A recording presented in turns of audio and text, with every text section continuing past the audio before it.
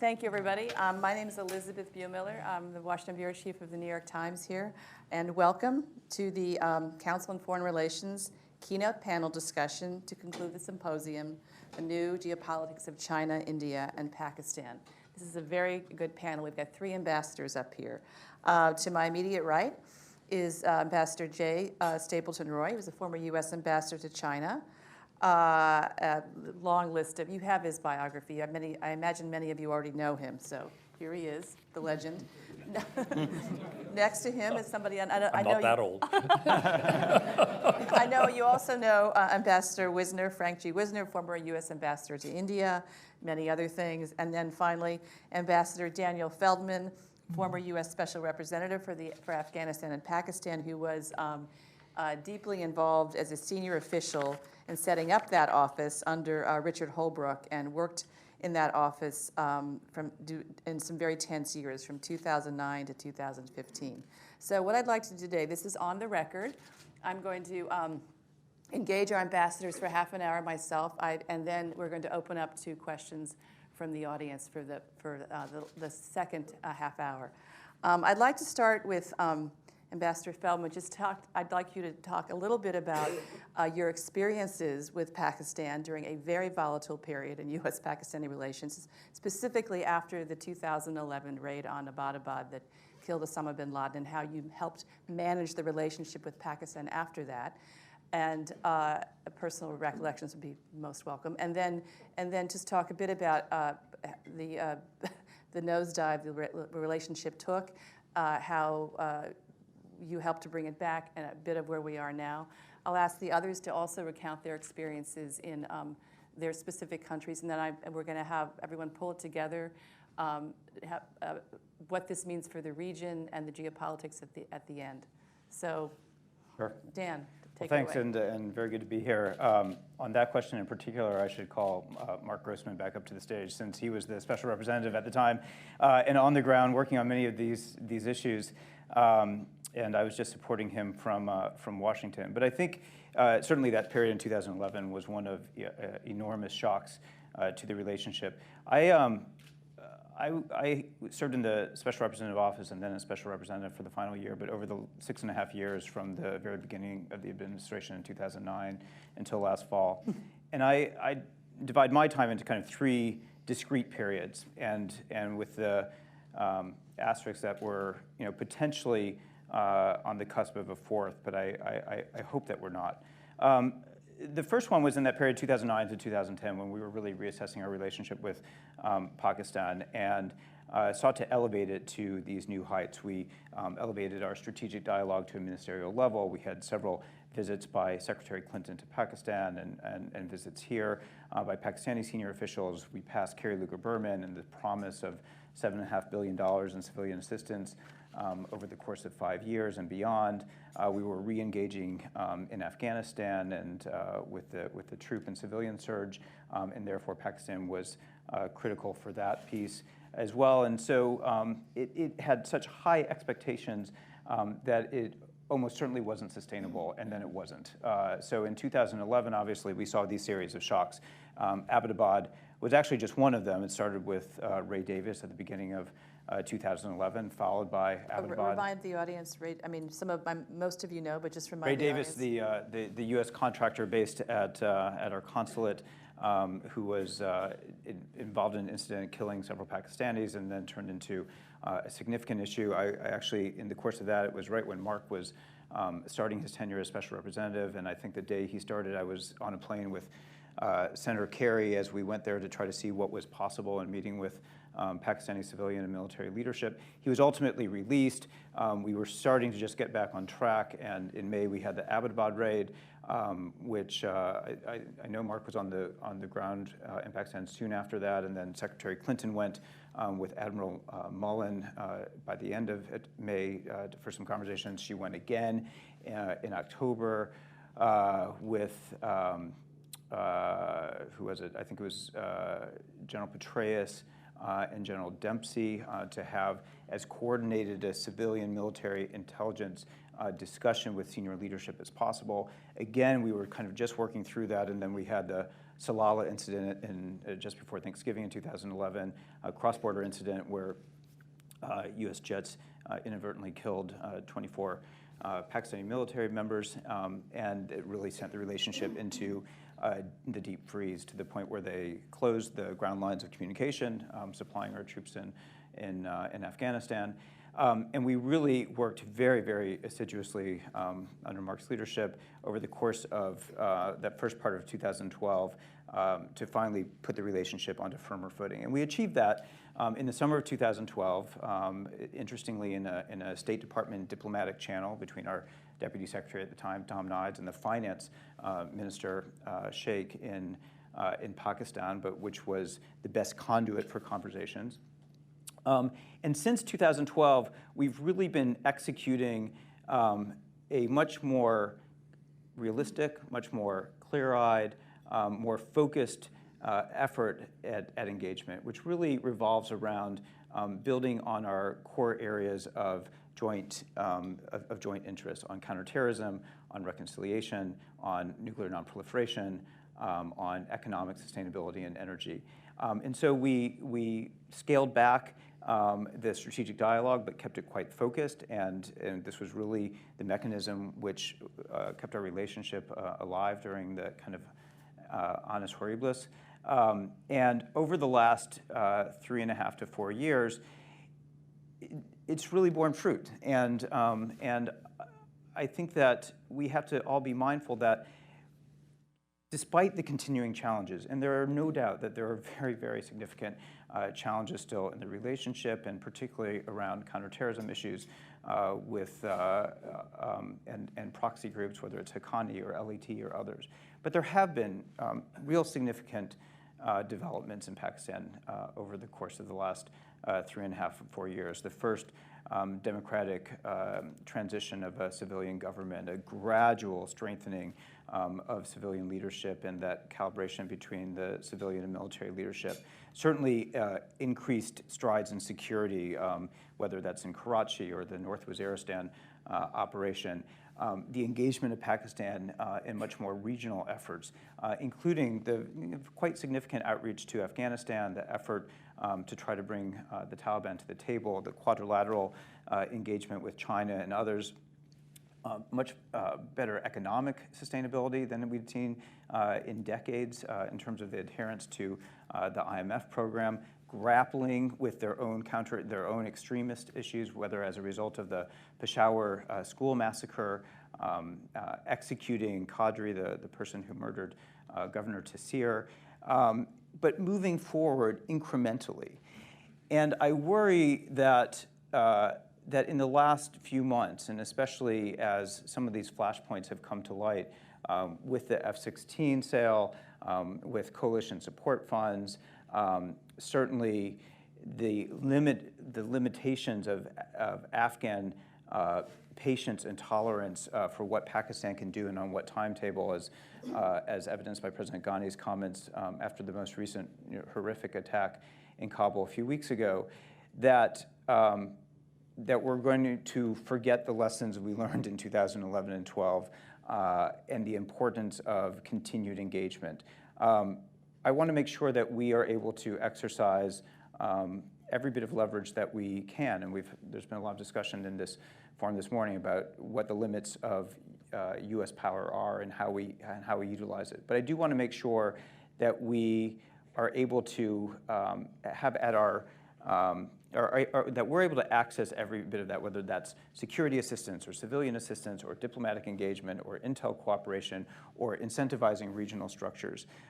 Because at the end of the day, I firmly believe that it's in our national security interest for us to continue to have this realistic but very engaged relationship with Pakistan. It's important because for the first time in 6.5 years, we don't have a time-based condition on our troops in Afghanistan. So it's having 9,800 troops there currently, which we'll have to see come the next administration how long that's continued. But certainly, whether it's just the logistics of continuing to help supply them, or much more importantly in my mind, the engagement of Pakistan in any sort of long-term political resolution that would have to come about for Afghanistan's stability and a reconciliation process, will want to engage Pakistan, whether it's nuclear proliferation, whether it's continued extremism from the second most populous Muslim nation in the world. For all these reasons, we have to continue on the path that we started down 3.5 years ago. And it won't be easy, and it won't be short-term, but it's important and in our interest. Thank you. Frank, do you want to talk a bit about your experience as the ambassador in Delhi from '94 to '97, and that was just the beginnings of India's economic growth, just the stirrings of it, and you were also having to manage relationships between India and Pakistan. I imagine China was not as big a concern then, but it was growing. It was. Yeah, okay. So tell us about that at your life at Roosevelt House. Elizabeth, thank you. Perhaps rather than sort of go into excessive detail about events that took place 22 years ago, maybe I could take a step back and draw about 3 broad conclusions about where we and the Indians have been over these 22 years, Okay. starting where I was in the mid part of the 1990s. And as I stood then and I took off to go to India, in fact, attended a lunch before I was even publicly an ambassador with the President Clinton at the time and P.V. Narasimha Rao, the only subject of strategic significance we discussed was the dispute over almond trade. Now, why that?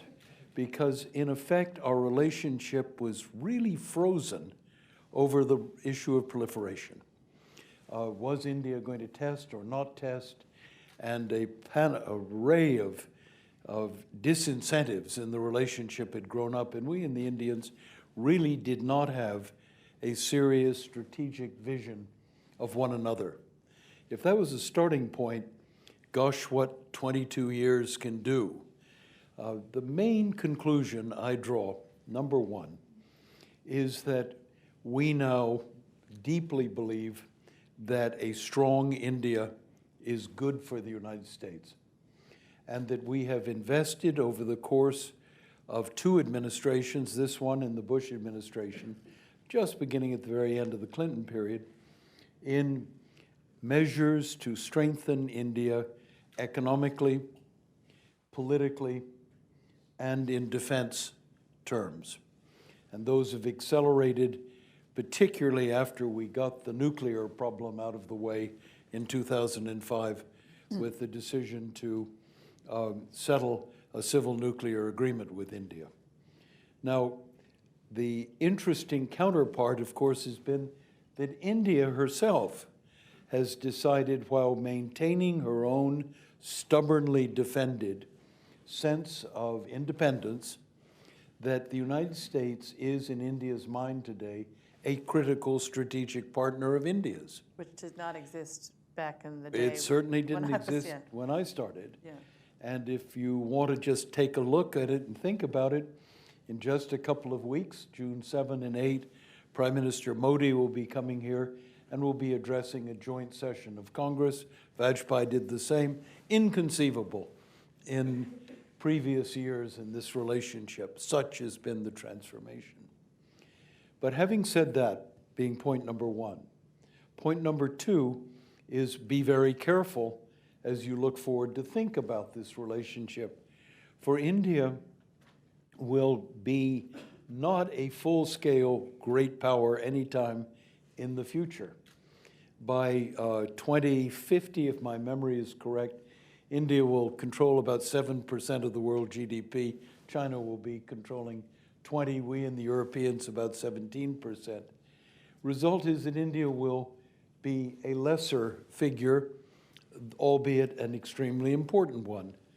And India will be hobbled furthermore by a relatively weak economy that proves very difficult to change and has major shortfalls in infrastructure and health and education, tax systems. But the second great weakness of the Indian establishment is the weakness of Indian state institutions. India has a brilliant diplomatic service. You could put it on the head of a pin. It has a tiny intelligence service compared to the requirements of a major regional or even global power. India's military is just now reforming itself. India has a way to go, to grow into, to have the armor of a significant power and player. The third feature that hobbles India is, ironically, the other side of the equation that we like about India. It's a democracy, but it makes it very difficult to get decisions made. You have hotly contested politics in Delhi, and then you have a diffusion of power throughout the state. So India doesn't move quickly to make decisions. She heads in a more glacial pace, and I think that we have to get used to. But none of these points should take away from our mind that India is a hugely important player for us, especially in the Asia-Pacific area, in maintaining the balance of power. And so, Elizabeth, let me end with a third point very quickly, is how to think forward. What should we be trying to accomplish as Modi comes now and then as a new administration follows on? And I think it's really important that we stay focused on India's reality and potential, recognizing the limitations.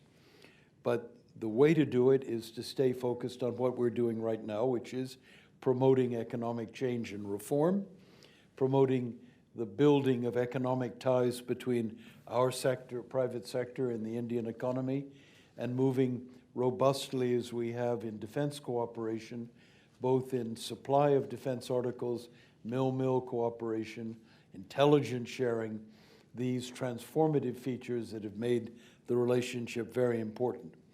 The second point that I think is just critical is not only continuing what we're doing, but deepening it politically, thinking with the Indians about how we deal with major questions like China, how we deal with major regional questions in their near neighborhood, Iran and the Middle East, and how we are prepared, what contingencies the United States is prepared to act on, and how India would play in those contingencies. To begin to structure a more sophisticated approach to India as a regional come global partner of the United States.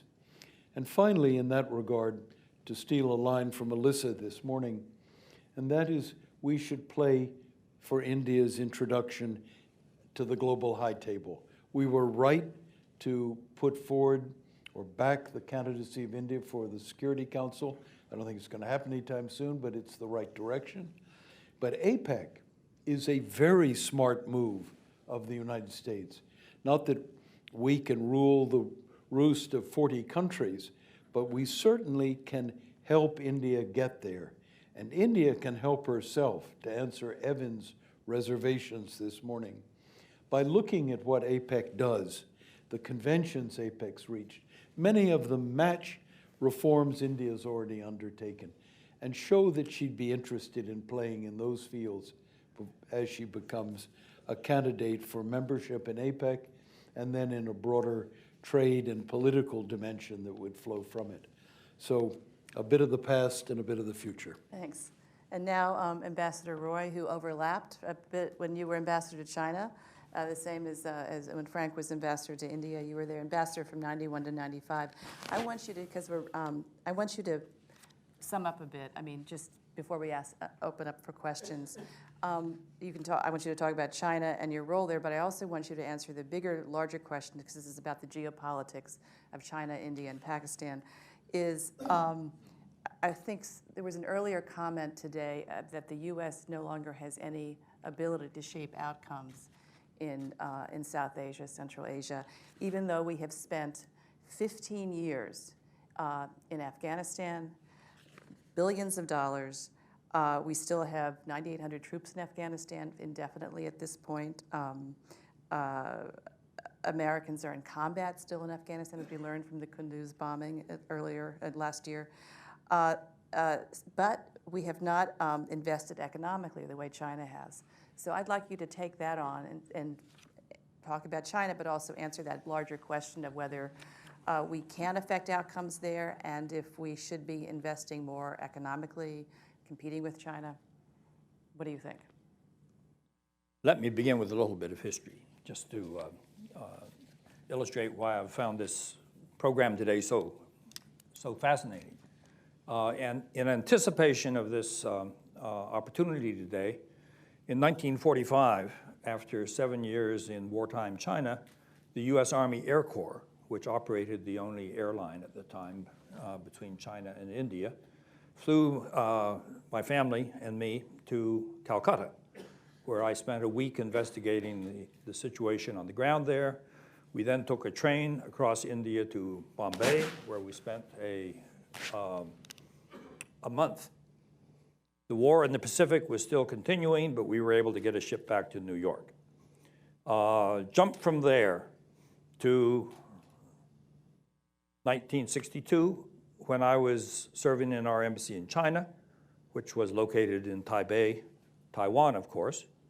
And I'd just gotten there when the war between China and India broke out. And it's no secret that the sympathies of the Americans were with the democratic Indians in their struggle against the godless communists.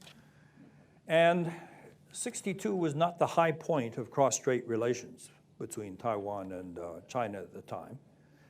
And I discovered to my interest that the sympathies of the government in Taiwan were entirely with Beijing. They thought that Beijing was acting in defense of China's interests. So Free China was on Communist China's side in the 62 war. The United States was not on that side. It gave me a useful insight into the fact that nationalism in many ways is more important than ideology in determining how you locate your thing. Since then, while I was ambassador in Beijing in 1992, I spent 10 days in Xinjiang and visited Ili and Kashgar, which are the opening points to Kyrgyzstan and to Tajikistan. And of course, Central Asia had just become independent. That just opened the rail link through Ili into Kyrgyzstan, but it was after centuries of essentially a closed situation, because the Russian Empire in Central Asia was established under Catherine the Great largely, and at roughly the same time, the Qing dynasty in China in its early days established Chinese control over Xinjiang again. That had control there 1,500 years earlier, but during the Ming Dynasty, they were weak in that area. And it was in that period when they established Xinjiang as part of China again. I mention this because the whole purpose of this session is to talk about the changing geopolitics of this region, and I throw in Central Asia, and I was struck by the discussion this morning. Russia was barely mentioned. And I think it's an egregious error that we are making to leave. On East Asia, I can spend a week-long conference, and Russia is barely touched on. And here we are talking about South Asia and failing to mention that Russia has very strong interests in the areas abutting on Afghanistan, Pakistan, and India to the north. India, Pakistan are very conscious of this. We Americans somehow seem to drop this out. Now, this is relevant because we have three things that have really happened that are affecting this dynamic in a big way. Number one is the rise of China and India. 30 years ago, they were big countries, but they were not, shall we say, great powers. Now that have emerged these great powers, and largely through economic development rather than their military strength. The second is the opening up of Central Asia with the collapse of the Soviet Empire in Central Asia, which has created a no man's land for strategic competition among countries that are interested in the region. And that includes Russia, it includes China, it includes India, And Pakistan, of course, is deeply concerned about what happens in that part of the world. So enormous changes are taking. In fact, this is a transformational period because for the first time in recent history, one great power, China, has the economic resources to see the potential for extending its influence into Central Asia and South Asia and the Middle East through the development of communications, transportation, trade. China's India's #1 trading partner. China is the #1 trading partner of the Central Asian countries. China has this historic relationship with Pakistan. And our role in the region is a military role. Back in the old days, we had an economic arm to play. Now, essentially, we have a military hand to play. And we either play it well or we play it badly. But what's driving the transformational changes in this region is economics. There is clearly a very important strategic element to China's One Belt, One Road initiative, because China has an ambition to become a global naval power. It's already a global maritime power through its civil maritime fleet. But it's the economic element of China's move into the region that is the transformational element. We've talked about Silk Road initiatives and had no economic resources to back it up. China has major economic resources to back it up. So from the US standpoint, our problem is essentially because of budgetary problems in the United States, we're only funding our military to be able to play a robust international role. And if it turns out that the military component of our national strength is inadequate to produce the political outcomes that we would like to see, and we're competing with countries such as China, who have major economic resources to put behind it. Even India's investments in this area, I think, dwarf what we are prepared to do at this present time. Well, so here's my question before I open it up. What should the United States do in this case? What is the role of the United States? Should the United States resist this in some way and try to spend billions of dollars in the region, or should the United States deal with what seems to be reality and work in some way try to work with China in the region and accept that it's a new power in the region? I'll offer a quick view on this because I think my colleagues here will have. Right. First of all, essentially we have two choices. We're going to continue a more limited military role in the area. So it's not that we're not a player. But in terms of the economic drive, the infrastructure development, that is the very important transformational element, we have a choice of either remaining on the outside, playing a carping role, and perhaps objecting to or trying to obstruct the efforts by the other major players to carve out their own role in the process. Or we can get involved in it as a junior partner. We can't play the role of a major partner because we don't have the economic resources to deal with it. But if we don't stay involved, we will not be able to track what is going on effectively. The problem is, if we try to resist it, we're going to show our weakening position in the world. I think that's the lesson we ought to learn from AIIB. What happened is we saw that our closest European allies were unprepared to take guidance from the United States on whether or not they should associate themselves with the bank. We are going to show ourselves as a declining power if we try to oppose forces that are stronger than our resistance can possibly be. So my judgment is we need to pay attention to this world because the geopolitical transformations taking place in the heart of the Eurasian continent have global implications, involve China, Russia, India, Pakistan, Japan. They're all part of this game, and we need to be deeply involved in this. And at the moment, we only have the military component to our strategy, and I think that's a real limitation. So are the other panelists in violent agreement or disagreement? I can't resist wrestling with Strobe because, State, because I really genuinely see the matters through a different perspective. To me, the role of the United States is, I see it in South Asia, but more broadly throughout East Asia, as a critical component in the maintenance of a balance of power.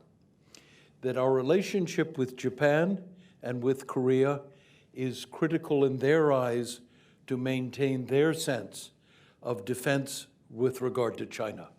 And so it is with Vietnam, the Philippines, and the extension, the same is true of India.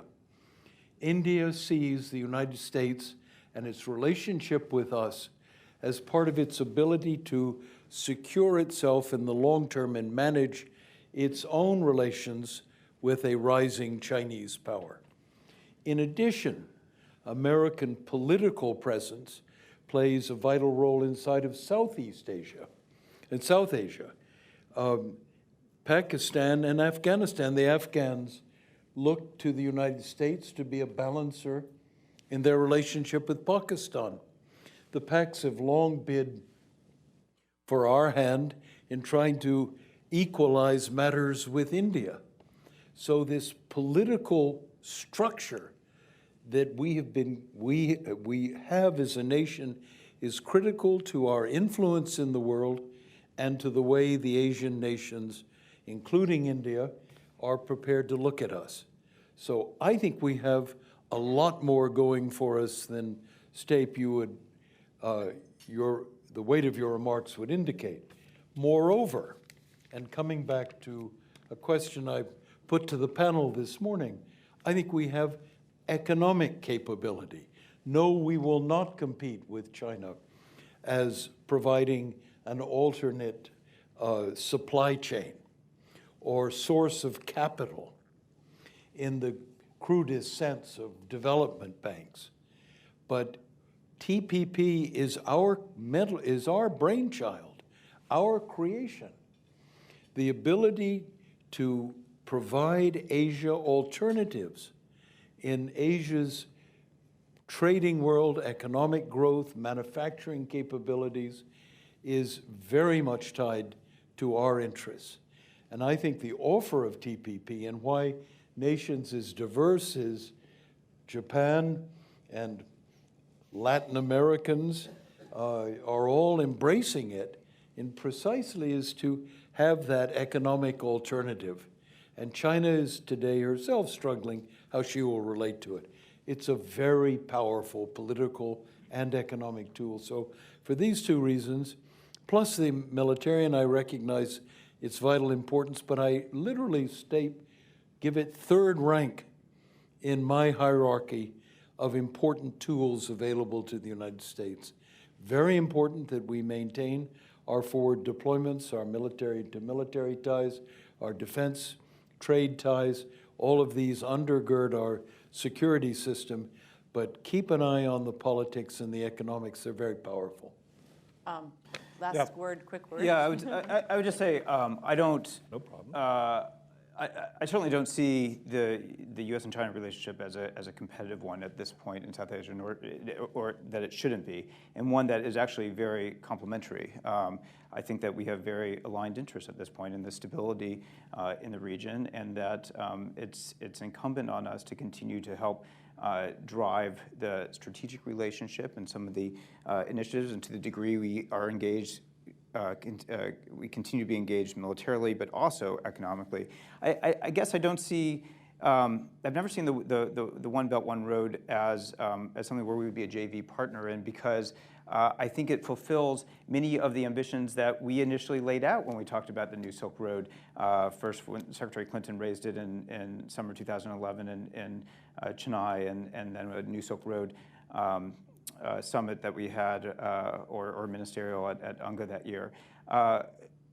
Yes, we're not. There was an earlier question about Kerry Lugar Berman, and there were certainly significant constraints on what we were able to achieve there. But it's quite remarkable that China's commitment, whether it's 46 billion or at the end of the day 23 billion or even less than that, is completely aligned with what we prioritized for our assistance. Energy, infrastructure, and in fact doing things that we are incapable of doing abroad, whether due to constraints on funding coal projects or nuclear projects or oil and gas. So we all have this common interest in a more stable and economically sustainable Pakistan, a Pakistan that's not isolated, a South Asia that's not, I think, riven between US-aligned and China-aligned interests. And these are opportunities to continue to foster and facilitate that. I hope that we can continue to develop these tools in our own tool chest, whether on civilian assistance or doing more on trade rather than getting stuck in the same discussions of FTAs or BITs or anything else, and figure out other ways to incentivize behavior and contribute. But this is an area that Pakistan itself has said that they want to pivot to much more trade rather than aid. And I guess just lastly, before we open up for questions, I think that the regional engagement here, this is a significant moment of opportunity still, given the changes over the last few years. Historic democratic transitions of power in Afghanistan as well as Pakistan, the Modi election in India, the continued engagement of China in the region. We'll see what happens with Iran. This should be a moment when we can capitalize on formulating and strengthening regional alliances. The economic piece, I think, is the most natural, lowest hanging fruit, and we've seen that over the last few years in CASA 1000 and TAPI, but there's much, much more to do, both in terms of soft and hard linkages, and I think we play a critical role in helping to continue that trend. Great, thank you. Okay, questions? Right here in the front row, front table.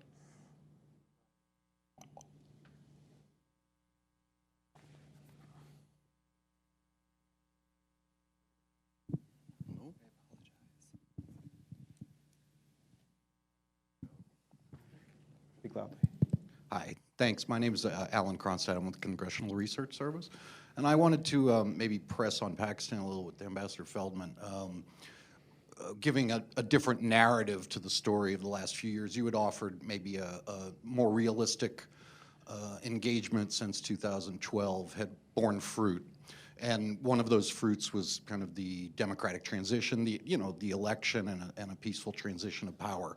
Now, there is an argument that that was less a function of U.S. engagement and maybe advice, and more a function of PacMil's own assessment of its role in the society and what role it wanted to play in domestic governance. Likewise, the military operations in the FATA region, perhaps less a function of U.S. interest and engagement, and more a function of the PacMil's response to the Karachi airport attack or the 2014 Peshawar school attack. And that when it comes to areas that the U.S. has really been keenly interested, action against the Haqqani network, Lashkar-e-Taiba, Jaish-e-Mohammed, also strengthening rather than just abiding the existence of a democratic government, Pakistan has fallen short, maybe also nuclear proliferation and planning issues. And so setting aside any question of the next U.S. administration's policy toward Pakistan, there have been some signs on Capitol Hill of a growing skepticism, maybe emerging wariness. We've seen a reduction of overall aid amounts, coalition support funds, also non-waivable conditions on coalition support funds for the first time in the post-9/11 era, and most recently, some senior members of Congress insisting that Pakistan not be subsidized in a purchase of F-16s. So, and further than that, there's analysts who are counseling for a more rigorous, maybe sterner approach to Pakistan policy, maybe even could be called punitive in some ways, as an alternative, who would reflect upon the last 4 years as not, in general, gaining the outcomes or realizing the outcomes that the U.S. government has sought. So I'm just curious if you could respond to that, please. Sure.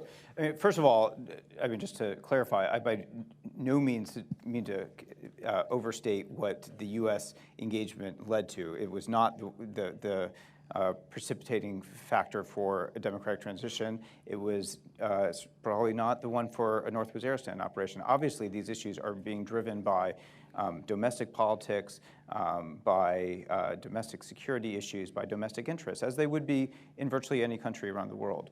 I think China's engagement on counterterrorism issues is driven far more by their concerns on ETIM than by other nations seeking to engage them in some of these things. But I do think that we can look for areas of alignment where the natural Pakistani trajectory aligns with our own interests, and we have that on counterterrorism, we have that on strengthening civilian institutions. And by all means, I mean, I think I said in every time I testified to Congress, every time I spoke publicly and privately, there is far more that we expect of the Pakistanis in addressing proxy groups, in dealing with safe havens. This was said frequently and specifically and strongly and repeatedly by all my predecessors, by Secretary Clinton, by Secretary Kerry. And we have to continue to push for that. But I don't think that isolating or being more punitive at this point is the way to change a strategic calculus. And in fact, I'm not sure that we can change a strategic calculus. So I understand the reasons, and I don't even necessarily disagree with more conditionality, more transparency, more reporting. But I don't think, I think it has to be calibrated, and we have to make sure that we're looking at it over the long term in terms of what's going to best serve our interests for the coming years. Would you like Elizabeth Yo, would you let me add course, a of short word? Just over a decade ago, if my memory serves me well, actually slightly more than a decade ago, this institution, the Council on Foreign Relations, with the notable management of Alyssa Ayres, participation of Marshal Bhutan in the back of the room, came out with a terrific study of United States relations with South Asia.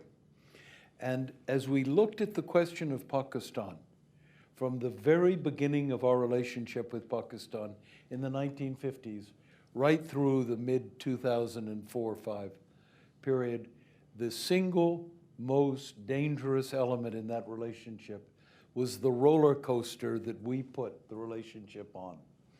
Our willingness to engage, back off, re-engage, impose conditions, change, back and forth, up and down, and loss of influence was just one of the consequences. And if there was one conclusion of something that was written a decade plus ago, is get off the roller coaster, recognize that you deal with the conditions of other nations and what you want them to do over the long run by patient application of dialogue. And you don't get it by imposing lots of short-term conditions and cut-off threats. The roller coaster analogy is very apt, and I sometimes say, not so much that I've experienced the arc of the relationship, but the sine and cosine of the relationship over the last few years. And all I'm saying is that we have to just try to stabilize it more. It has to be, it's in our own interest to continue a much more linear and pragmatic approach, rather than let ourselves be subject to these whims, whether it's an F-16 sale with sovereign funds or not, or whatever the most recent issue may be. So let's see, go to the back room to another member here in the red tie, yes. Hi, my name is Ostad. I'm on the Pakistan desk. Hello, I'm on the Pakistan M&S RAP at the moment, working in the political component of the Pakistan desk. And I'd have a very simple question. What will change Pakistan's calculus? Shouldn't I be looking to you for that answer? I'm searching for wisdom. I think we have to, I mean, there's plenty of Pakistan experts here, including the woman to your right and many others.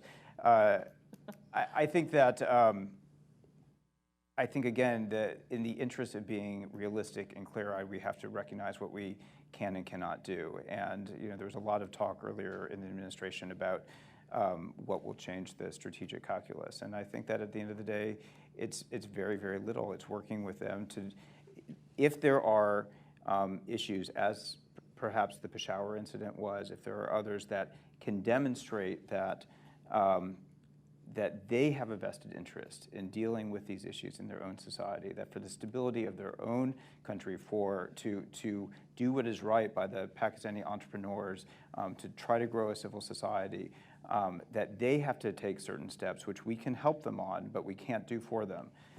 That is ultimately the realization that we all have to help encourage.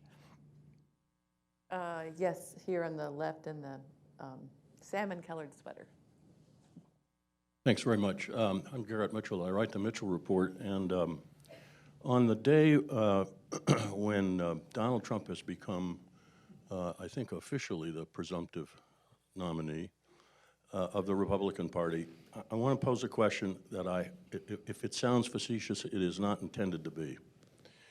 But I was thinking about having a conversation like this in a room that isn't filled with people who associate with the Council on Foreign Relations, but filled with people who are leaning in the Trump direction.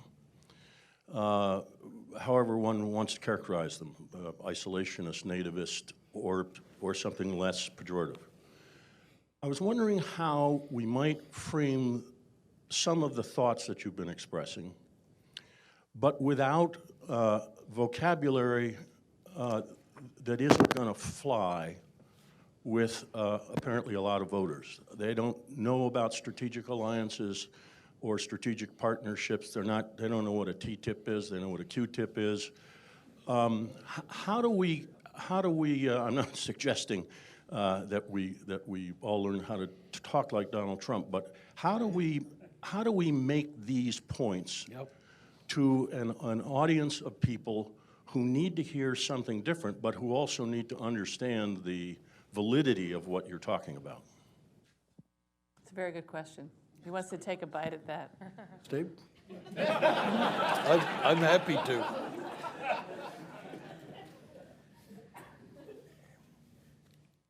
As I understand Donald Trump's position, it's that our allies are having a free ride and that they should either pay the freight or we'll get off the bus. I think if he were to be elected president, he would discover that you can't deal with the world outside of our borders on that basis. In other words, diplomacy is the business of influencing people, and offering people take it or leave it propositions generally is not a good generic way of influencing them. But I'm going to draw on some earlier comments here because I generally agree with what Frank Wisner and Dan said, but I package it differently. I think the problem that whoever becomes the US president is going to discover is that having the largest economy in the world is irrelevant in public policy terms. In public policy terms, what is the criterion of the strength of your economy is the ability of the political system to extract the economic resources necessary to play a great power role. We went into World War II totally unprepared, not because our economy was so weak it couldn't be prepared, but because our political system would not permit us to become prepared. At the moment, our political system is funding the military component of our international presence and is grossly underfunding all of the other aspects of our comprehensive power in a world where we're cooperating with and competing with rising powers such as China and India. I also think that we have to make some important distinctions in looking at the world. In East Asia, our balancing role is vital, and India is a bit player in this respect. In South Asia, I would offer you, it's not the United States who can play a balancing role, because India wants to play the balancing role. And what we have discovered in our relationship with India is it's so determined to be the balancer that it won't get into the US pocket. That's why it doesn't buy US aircraft. It buys them from other people, even though we thought that our new relationship was going to guarantee us some military sales. It doesn't work out that way. Pakistan does not consider us a reliable ally because of this roller coaster that we have had repeatedly there. China is the factor that's important to Pakistan because it is reliable, it's there, it gives it military support up to limits. Let's not forget that when we've had Pakistan-India roles, China doesn't throw its national interests in vainly to try to alter that balance. But the fact of the matter is that China is seen by Pakistan as a reliable ally, and the United States is seen as a fair weather friend. Simply the history of the last 10 years.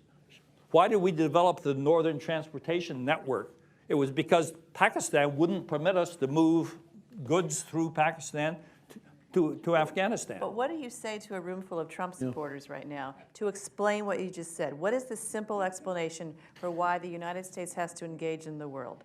What do you tell? I'm not going to say it actually, but what do you? Got it. Okay. What's the bumper sticker?